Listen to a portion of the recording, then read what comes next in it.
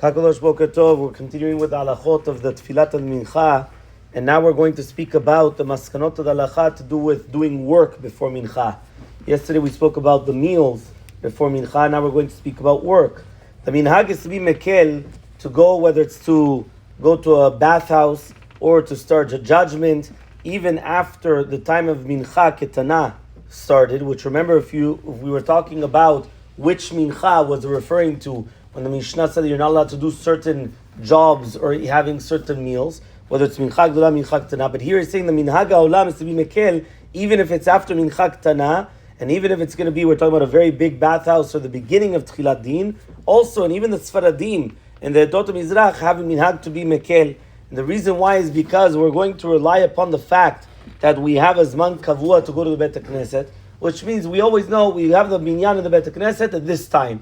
So the fact that we're not going Minyan shopping, as they say, right, or hopping, that we're going from one place to another in different times, we know we have a fixed time, we're going to Mincha Narvit, so therefore we could be lenient. However, though, he does say that a person should try to be machmir, that when he's coming in, that he should have somebody remind him as well. Because that way, not only do you have Zman Kavua, you have Zman Kavua plus a Shomer, which means that somebody is going to remind us, we have to pray Mincha, and by doing so, it's like an extra heter. And he comes and he says, because of this, the minhag is to be mekel also on Erev Shabbat, to go, whether it's to wash ourselves or to have a bath. And again, one of the reasons is because of what we just mentioned. Nevertheless, he does say that it is proper, if a person can, they could always do it before. And that's what we mentioned yesterday. That's why even though Mincha Gedolah is not the Lechat Techila according to Sfaradim, right? And even the Mishnah Berurah brings down the Lechat Techila, it's better to do always Mincha Ketana. But in such a circumstance, you're going to also do Shitat Maran, which means you'll do Mincha Gedolah and then afterwards you'll have a meal, right? So then it becomes a Lechat Techila, that's much better to do so. So therefore you pray Mincha Gedolah and then you continue.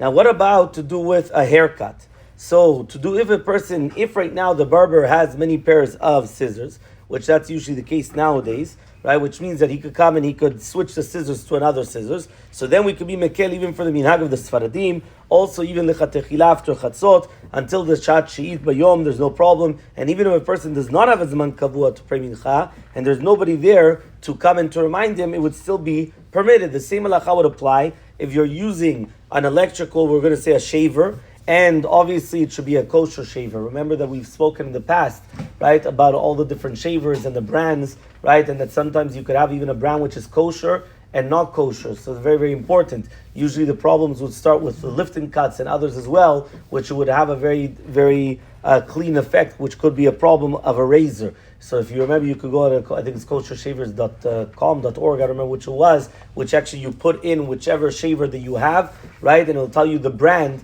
and it'll tell you whether it's kosher or not kosher, or how to make it kosher, which means how to take out, right, this lifting cut, or how to take it out in order to make it not problematic.